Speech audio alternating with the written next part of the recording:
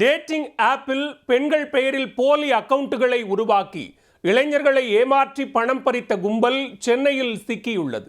இளைஞர்களுக்கு ஆபாச மிரட்டல் விடுத்தவர்கள் சிக்கியது எப்படி?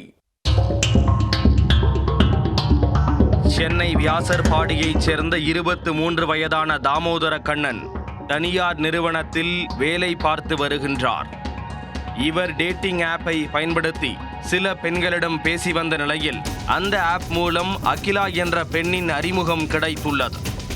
பின்னர் அந்த பெண் அகிலா ஆபாச வீடியோ காலில் தொடர்பு கொள்ள பணம் அனுப்புமாறு குறுஞ்செய்தி அனுப்பியுள்ளார்.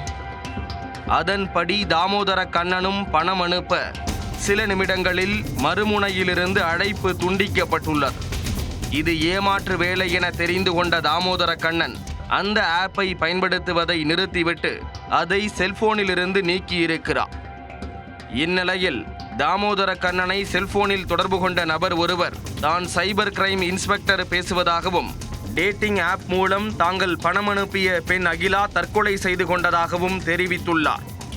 இது தொடர்பாக வழக்கு பதிவு செய்யாமல் இருக்க 70,000 ரூபாய் பணம் அனுப்ப வேண்டும் என மிரட்டியிருக்கிறார்.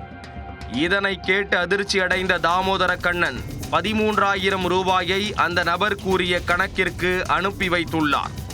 அதன் பிறகும் விடாத அந்த கும்பல் தொடர்ந்து தாமோதர கண்ணனிடம் பணம் கேட்டு மிரட்டியுள்ளனர்.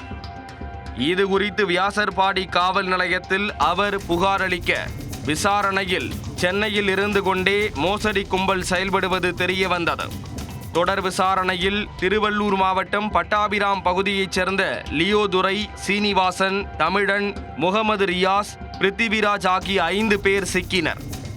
இவர்கள் டேட்டிங் ஆப்பில் பெண்கள் பெயரில் அக்கவுண்ட் உருவாக்கி அழகான பெண்களின் புகைப்படங்களை அதில் பதிவிட்டுள்ளனர்.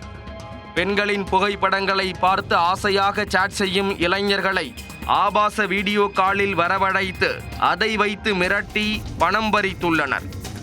பணம் கொடுக்காமல் இழுத்தடிக்கும் நபர்களை இன்ஸ்பெக்டர் பேசுவதாக கூறி பணம் பறித்து வந்ததும் விசாரணையில் கண்டுபிடிக்கப்பட்டது.